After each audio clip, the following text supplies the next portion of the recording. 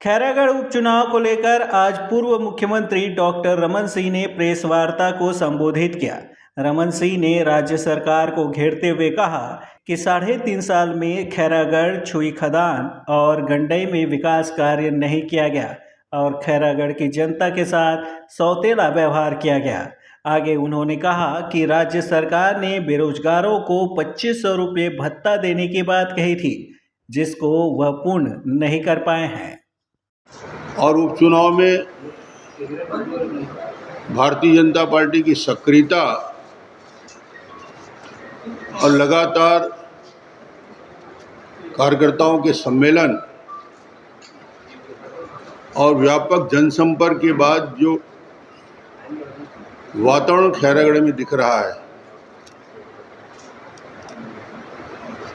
Bharatiya Janata party के पक्ष में खैरागढ़ उपचुनाव का वातावरण पूरी तरीके से एक तरफा समर्थन भारतीय जनता पार्टी के प्रत्याशी हमारे जो लगातार उस क्षेत्र में सक्रिय रहे कोमल जंघेल जी के पक्ष में वातावरण का निर्माण हो चुका है।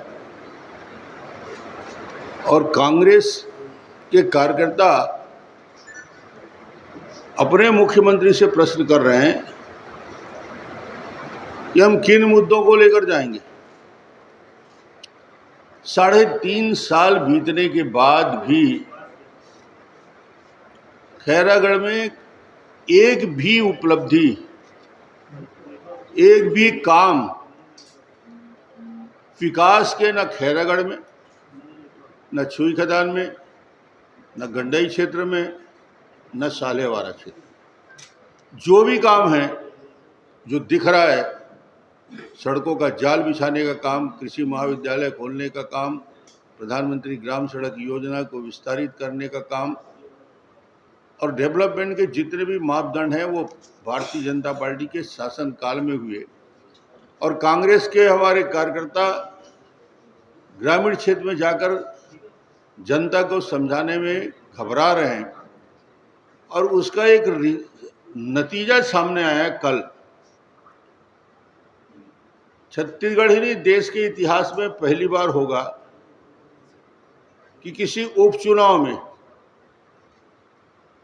मुख्यमंत्री एक उपचुनाव के लिए घोषणा पत्र जारी करें।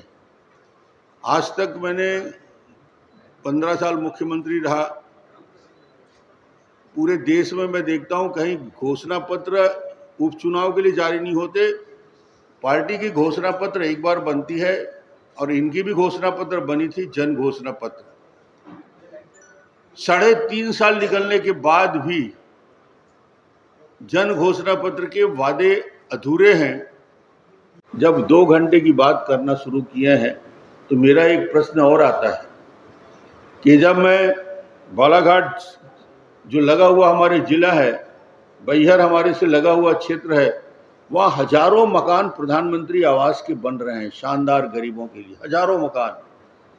वो बाजार करने के लिए सालेवारा आते हैं, वो बाजार करने के लिए बोडला के ब्लॉक के बाजारों में आते हैं, यहाँ के हमारे लोग वहाँ बाजार करने जाते हैं। आज सालेवारा से लेकर रेंगाखार के उस पूरे इलाके में, सालेवारा क्षेत्र में बकरकट्टा तक के लोग पूछ रहे हैं कि बैहर में जब हजारों प्रधानमंत्री आवास योजना बन सकता है तो खैरागढ़ में 3 साल में 15,000 आवास छीना है मुख्यमंत्री ने खैरागढ़ के गरीबों का। जब इतनी घोषणा कर ही रहे थे मेरे भाई, जब बड़ी बड़ी बातें कर रहे थे 2 घंटे में करने के लिए, तो 15,000 आवास गरीबों का दे देते तो उनको लगता है चुनाव आया है तो हमको भी 15,000 प्रधानमंत्री आवास योजना जो केंद्र ने स्वीकृत किया था। आधे मकान गिर रहे हैं, ढह रहे हैं, उस मकान को रिपेयर करने की ताकत नहीं है। अपना जमीन बेचकर, मकान बेचकर उन्होंने अपना खर्चा कर लिया। आज मुख्यमंत्री से फिर यही प्रश्न मेरा है कि यदि आप घोषणा करने के लिए 29 मांग रख दिए हो तो 30 ही कर दे। जब करना ही नहीं है तो 29 और 30 गिनती में क्या फर्क है? 36 तो पहले कर चुके हो भाई, एक और कर देते कि आवास भी बना देंगे हम 15,000 लोगों के लिए।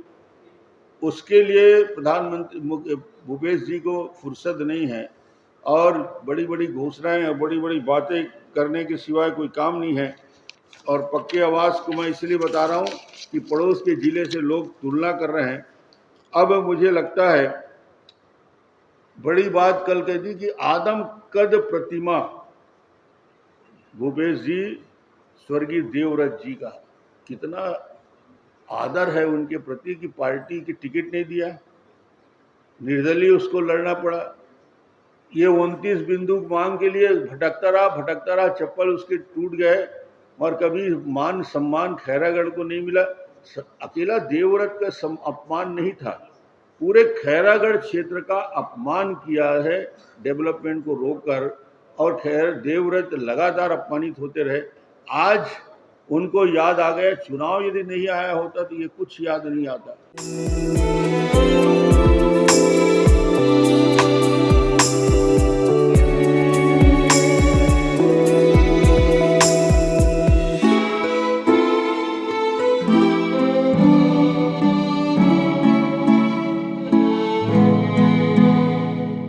जितने डेवलपमेंट काम हुए भूपेश जी को पूरी मैं फेहरिस्त से और पूरी लिस्ट भेज देता हूं। जितने सड़कें आज दिख रही हैं चमचमाती हुई बेहतर सड़कें, बकरकट्टा से लेकर सालेवारा से लेकर पूरी जितनी सड़क, जितना कृषि महाविद्यालय की स्थापना हुई, जितने कॉलेज बने, जितने स्कूल बने, जितने हाई स्कूल बने, जितने मिडिल स्कूल बने, एग्रीकल्चर महाविद्यालय जिसका नामकरण वो भूपेश सिर्फ नामकरण करता है, काम तो हमने किया है।